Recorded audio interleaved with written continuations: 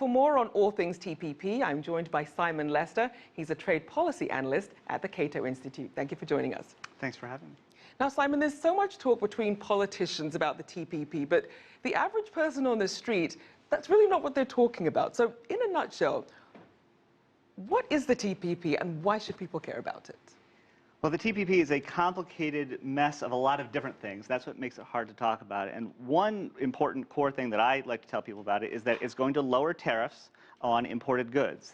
Tariffs are taxes, and when you lower the tariffs, you should lower the price of imported goods. So when you go to the store, you should find cheaper products of various sorts. It will also open up services markets. Services have become a bigger part of international trade, so again, lower prices there.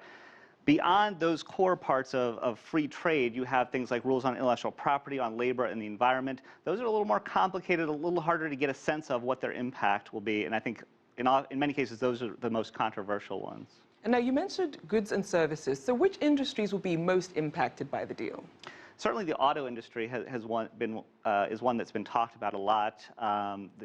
Japan is part of the TPP. Japan, sort of famously for producing automobiles, and we now have Mexico and Canada with an integrated market. So the trade between Japan, Mexico, Canada, and the U.S., I think, is going to be a key impact of the agreement. Now, a lot of people say it's controversial because depending on who you ask, the TPP is either great for jobs, opening up, the market, and on the other hand, critics are worried about these secret negotiations and some of these provisions. A lot of people are worried about the fine print. So what can be done about this divide? Well, I think the best thing we can do is sort through it and explain to people exactly what's in it and what impact it will have. The secrecy you mentioned has been a big problem.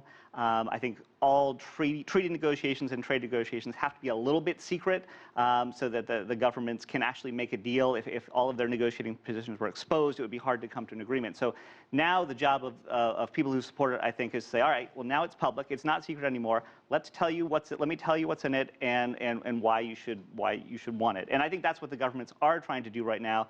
And supporters and critics are both trying to sort of push their own views as well. Now, this document is actually around 6,000 pages long, and it's got 30 chapters in it. Yes. So other than the secrecy concerns, what are the other big red flags for critics? One of the big concerns is intellectual property protection and prices for medicines. And the TPP is not the only agreement that deals with these issues. It's been since the WTO and NAFTA and all the trade agreements since. But the TPP goes a little bit further in some ways, and there have been battles about just how much protection you give to intellectual property in general and to medicines in particular. And critics would like a lot less protection. The pharmaceutical industry would like a lot more. From my perspective, they did kind of split the difference, but critics still think the pharmaceutical industry got too much. The pharmaceutical industry thinks it didn't get enough.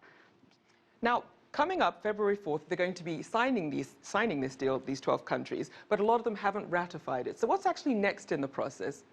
Well, that's the big step. The signing is kind of a formality, and now we have to go back to each of the capitals and try to ratify it. And I think that in most of the TPP countries, this will not be that difficult. The big holdup is probably going to be the United States. And then we get into sort of U.S. domestic politics, Republicans versus Democrats. The Obama administration negotiated this. They want it. They can't get that many Democrats on board. They need help from the Republicans. The Republicans are not eager to help President Obama. So you have a couple key Republicans saying, no, we're not even going to vote on this, at least until after the presidential election and maybe not until next year. And predicting politics is not my specialty and it's very difficult, but it seems like it may be a while before we really get to see how the U.S. ratification process works. So still a little bit of uncertainty, Yes. but thank you so much for joining us, Simon Lester from the CATO Institute. Thank you.